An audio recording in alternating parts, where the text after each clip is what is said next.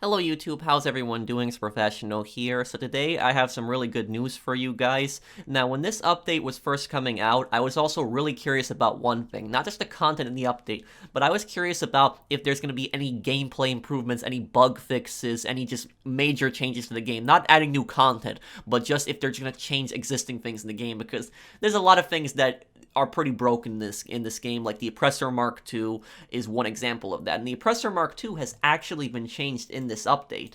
And take a look at this. This is from Rockstar's Newswire. It says, today's update also includes a significant number of improvements and tweaks to free mode in GT Online, including fixes in response to your direct feedback, like reducing the frequency of phone calls and text messages received on your iFruit phone, limits on how often and quickly players can call out the Oppressor Mark II, or trigger easy way out, and much, much more.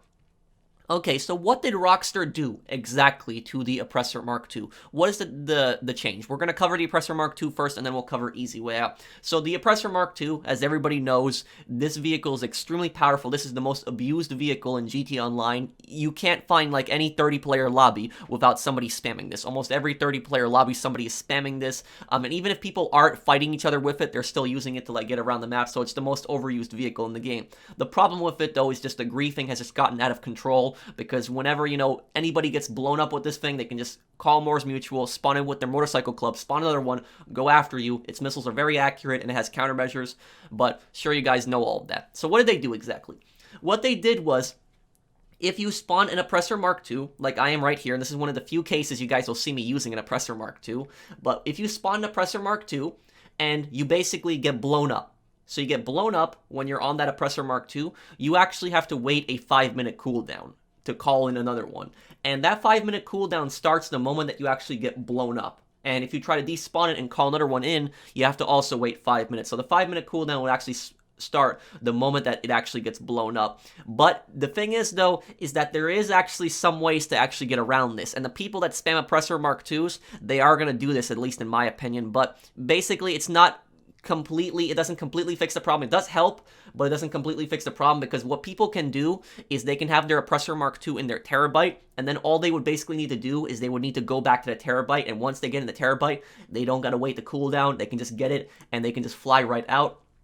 On top of that, the regular interaction menu, you can still spawn the Oppressor Mark II in that, but I noticed that there's a 1-minute cooldown on that, or a 2-minute cooldown. It's a 1 to 2-minute cooldown versus a 5-minute cooldown, but at least there's still something. So with the Oppressor Mark II, a lot of people have been asking for them to make some kind of cooldown to, reduce the amount of griefing. People can't use passive mode in the Oppressor Mark II in other vehicles, and now they can't constantly spam it. So at least people are either going to have to adapt to other vehicles, try to use other vehicles, or they're just going to be constantly going back to their terabyte or their garage and just calling it in. That's what most of these people are going to be doing.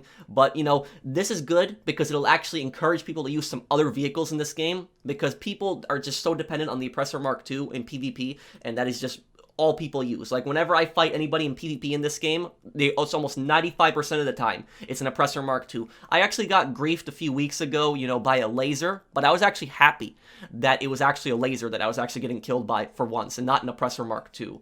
But this is a good change with the Oppressor Mark II, at least in my opinion. There still could be some more tweaks made to it, but at least this is going to make it a little bit harder for them to use. Now, the other thing, Easy Way Out.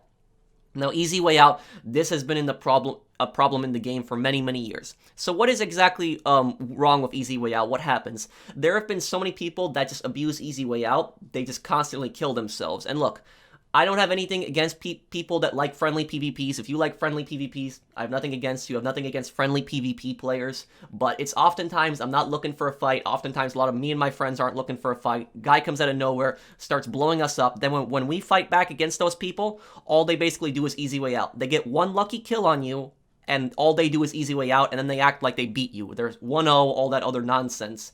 So people, they constantly Easy Way Out for a few reasons. They'll constantly Easy Way Out so that they don't die on the scorecard, or they'll Easy Way Out to protect their KD. It depends on the person, or they'll do it for both.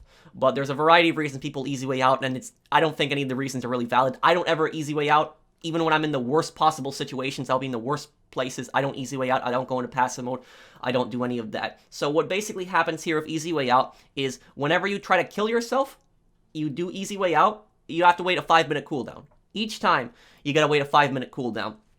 And if you actually kill a player, you can't use easy way out as well. You can't. You will actually wait another 5-minute cooldown. But here's the thing. I had a pretty big question. And my question was also, what happens if people try to do the RPG? If they do the RPG easy way out. Now, the RPG easy way out, this is one of the cheapest ways people get kills. I'm sure that you guys have all experienced it. But basically, what somebody will do is they will actually take an RPG or a homing launcher, it's one of those two, and they'll fire it right at you, and then the second that they fire it, they will actually easy way out. So they'll easy way out right after that. And they basically are already dead, and it still counts as a kill for them. This is one of the cheapest ways people get kills. So now what they've actually also fixed this. And if you actually try to bring up the menu when you are actually have an RPG or another weapon out, it'll actually say this. No easy way out this time. This is actually a pretty hilarious notification right here. No easy way out this time. So easy way out has been changed there. There's a 5-minute cooldown on it. I don't think we're really going to be seeing people easy way out. One thing this is really going to improve, though, is this is really going to improve vehicle combat, because oftentimes when there was any kind of vehicle combat, whether it's Oppressor Mark II's fighting or whether it was an aerial dogfight, people would just easy way out. The second that they felt that they were losing the fight, they would just easy way out. It would ruin any kind of fair dogfight or any kind of vehicular combat, so it's going to really help with vehicular combat. But on the other hand, though, the same people that constantly easy way out, what they're going to basically do is they're just going to use RPGs and they're just going to use sticky bombs. They're just going to keep blowing themselves up. They're not going to use the easy way out menu anymore, but they're going to blow themselves up.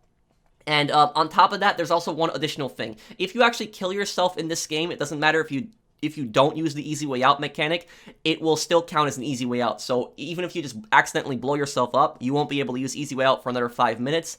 And on top of that, there's this old thing that's been in the game. This has been in the game for over a year, but basically, if somebody damages you enough and then you easy way out, it'll say that person killed you. It won't appear on that person's screen, but that's been in the game for some time now. But that's pretty much it for this. I'm pretty happy with these changes. I'm pretty happy that they changed this stuff around. And the thing is, though, last thing that I'll say about this is that, whenever people like me or other people, other YouTubers, other even people play this game, whenever they would criticize this, they would criticize the easy way out spam, they would criticize the Oppressor Mark II spam, the same people that abuse these things, they would actually come in and they would actually say, stop complaining, you're complaining, and all this other nonsense. But now at the same time the ironic thing is that those are the people that are complaining. I've seen a ton of comments from people that are already saying that, this is going to ruin the game, this is going to break the game, this is going to make the game less fun.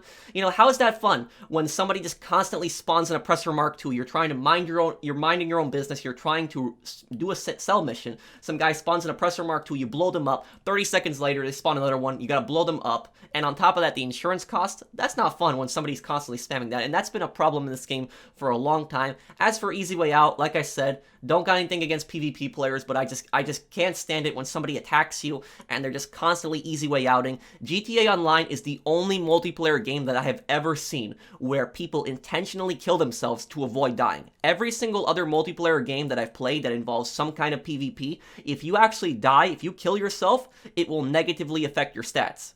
It'll negatively affect your stats, but GTA Online is the only game that I've seen that does not do that. You kill yourself, doesn't negatively affect your stats only when another player kills you. So I think that this is a step in the right direction. Let me know what you guys think and what you guys think of these changes. And I've seen a lot of people, they were defending Easy Way Out over the years. They would always tell me similar things, that Rockstar intended for Easy Way Out to be this way. If they didn't, they would have patched it by now. Well, they can't use that argument anymore because the developer of this game does not agree with them, does not agree that this is how Easy Way Out should be used. I think they made Easy Way Out just to be unstuck. If you were like in the middle of the ocean or something like that, that's what they made Easy Way Out for, at least in my opinion. Not this, just constantly abusing it in PvP like this. But Rockstar has changed it, so I guess we'll see how this affects, gameplay overall in the next coming weeks. And I hope that you guys enjoyed this video. If you guys did, drop a like. And if you're new to my channel, enjoy my content, subscribe. And I'll see you guys in the next one. Take care, everyone.